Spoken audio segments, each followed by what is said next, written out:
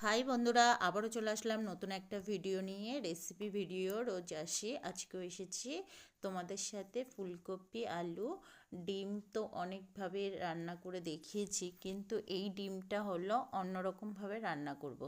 ডিম রান্না করব আজকে, ডিমের রেসিপিই দেখাবো, কিন্তু ডিমটা অন্যরকম। আজকের ডিমটা হবে ফুলকপি আর আলু দিয়ে ডিম রান্না। দেখো, প্রথমে আমি বেসনটা মেখে নিয়েছি, নুন আর হলুদ দিয়ে বেসন মেখে নিয়েছি। তারপর ডিম সিদ্ধ করে ডিমগুলো কেটে নিয়েছি গোল গোল করে। তারপরে আমি কিন্তু বেসনের মধ্যে দিয়ে কড়াই বসিয়ে দিয়েছি, কড়াই গরম হয়েছে, তারপরে তেল দিয়ে দিয়েছি। তেলটা গরম হওয়ার পর কিন্তু আমি ওই বেসনে দিয়ে ডিমগুলো ভেজে নেব। দেখো, এইভাবে আমি ডিমগুলো কিন্তু প্রত্যেকটা ডিম ভেজে নেব। দেখো, প্রতিটা ডিম কিন্তু এইভাবে আমি কিন্তু ভেজে নিচ্ছি। দেখো, দেওয়ার পর ফুলে গেছে, যেই আমি তেলে দিয়েছি ফুলে গেছে।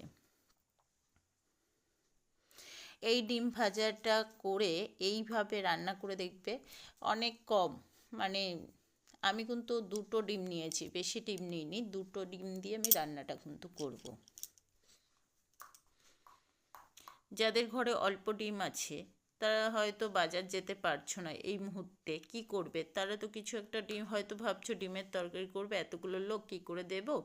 তাদের জন্য কিন্তু এই রেসিপিটা।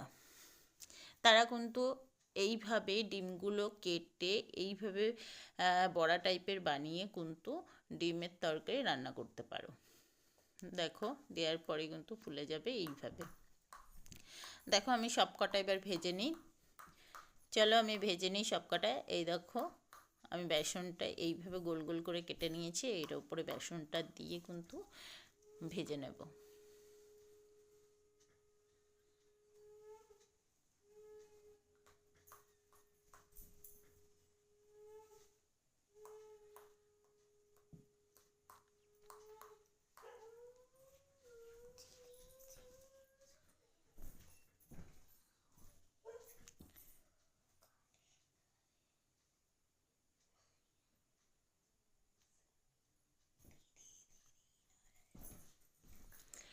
এই দেখো, আমি সব ওই ডিমগুলো আমার ভাজা হয়ে গেছে। এবার ওই তেলের মধ্যে আলুগুলো ভেজে নেব।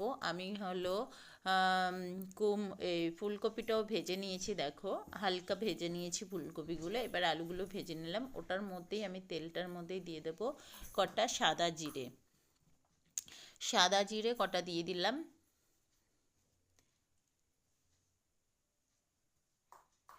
দিয়ে দিলাম একটা শুকনো লঙ্কা কেটে দিয়েছি, তেজপাতা দিয়ে দিয়েছি। এবার আমি হলো দিয়ে দেবো পেঁয়াজ আর লঙ্কা বাটা, যেই মশলাটা আমি করে রেখেছি সেই মশলাটা দিয়ে দেবো। এটা কিন্তু পেঁয়াজ আর লঙ্কা বাটা আছে, আর কিছু বাটা নেই।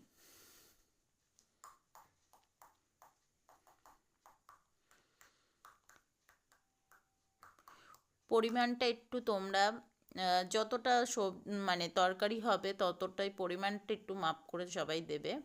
এই দেখো, আমি এখানটা সব মশলাগুলো নিয়ে নিয়েছি, জিরের গুঁড়ো, লঙ্কার গুঁড়ো, তারপরে ধনের এই জিরের গুঁড়ো, লঙ্কার গুঁড়ো, আর হলো মিট মশলার গুঁড়ো আছে, আদা রসুনের পেস্ট আছে। এই কটা জিনিস আছে, আমি এই কটা জিনিস দিয়ে দেবো। এবার স্বাদ মতো যার যতটা লাগবে পরিমাণ মাপ মতো করে কিন্তু নুনটা দিয়ে দেবে। যতটা লাগবে নুনটা ততটা দিয়ে দেবে। দিয়ে দেখো, এবার আমি হলুদ দিয়ে দিলাম। যতটা হলুদ লাগবে একটু মাপ মতন তোমরা হলুদটাও দিয়ে দেবে। দিয়ে দেখো, আমি ভালো করে মশলাটা কষিয়ে নেব। দেখো, আমি ভালো করে মশলাটা কিন্তু কষিয়ে নিয়েছি।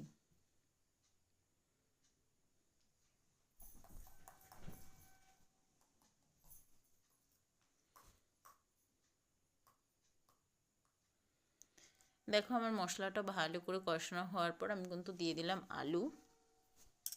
আলুগুলো দিয়ে কিন্তু আমি ভালো করে কষাবো। এবার ফুলকপিগুলো আলুগুলো একসাথেই দিয়ে দিলাম, দিয়ে আমি কিন্তু ভালো করে কষিয়ে নেব, যাতে ফুলকপি আলুর মধ্যে মশলাটা ঢুকে যায়। মানে ভালো করে এমনি কষাতে হবে, ওই কষানোর সাথেও হালকা ভাজা হয়ে যাবে। দেখো, আমি কষানোর সাথেই কিন্তু কতটা দেখতে কালারটা চলে এসেছে। কিন্তু কষানো যত ভালো কষাবে তত ভালো টেস্টি হয় রান্না, এটা সবাই জানো, এটা বলার আর কিছুই নেই। দেখো আমি ভালো করে কষানোর পরে আমি এবার দিয়ে দেবো কিন্তু জল।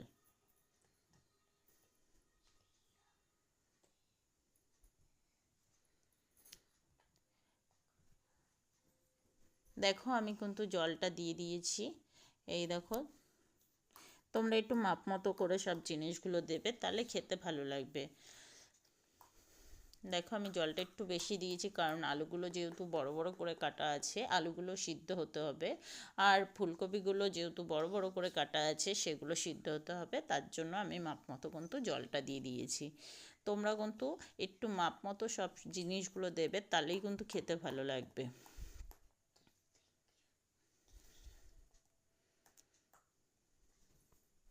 এবার এই দেখো ভেজে রেখেছি বড়াগুলো এরকম টাইপের হয়েছে, তোমাদের একবার দেখিয়ে দিলাম। এই রকমভাবেই বড়াগুলো করে নেবে।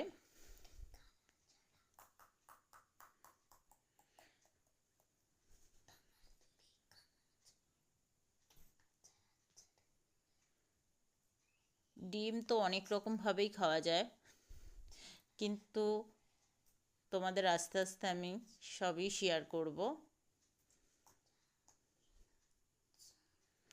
দেখো আলুটা দেখলাম একটু হালকা সিদ্ধ হয়ে গেছে, আলুটা সিদ্ধ হওয়ার পরেই কিন্তু আমি দিয়ে দিলাম কিন্তু তোমার এই বড়াগুলো।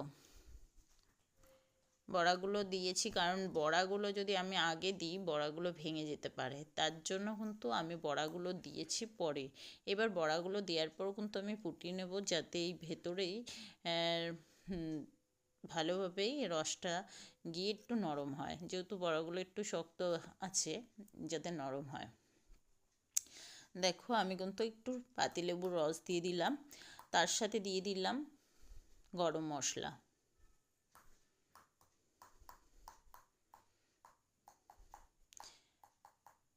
দেখো আমি কিন্তু তোমাদের ক্যামেরার পর কিন্তু ভালো করে নাড়িয়ে নিয়েছি। এইবার দিয়ে দিলাম ঘি। দেখো আমি এবার কিন্তু ঘি দিয়ে দিয়েছি। এই দেখো ঘিটা দিয়েছি, যেহেতু নাড়াতে অসুবিধা হচ্ছে, আমি কিন্তু ক্যামেরার পরেই কিন্তু আমি সব ভালো করে নাড়িয়ে দিয়েছি। না নাড়ালে কিন্তু খেতে ভালো লাগবে না, ভালো করে নাড়িয়ে দিতে হবে, যাতে এগুলো না ভাঙে, কোনো কিছুই না ভাঙে, ওইভাবেই নাড়িয়ে দিতে হবে। আমি কিন্তু সাঁড়াশি দিয়ে ধরে ভালো করে নাড়িয়ে তারপর কিন্তু আবার ক্যামেরা অন করেছিলাম। তারপরে দেখো আমি কিন্তু এটা হয়ে গেছে, এই দেখো নামিয়ে নিয়েছি। কেমন হয়েছে ভিডিওটা? ভালো লাগলে একটা করে লাইক করে দিও। টাটা বাই বাই, আবার দেখা হবে নতুন একটা রেসিপির সাথে। কালারটা খুব সুন্দর এসেছে, দেখো তোমাদের আবার দেখিয়ে দিচ্ছি কালারটা কত সুন্দর এসেছে।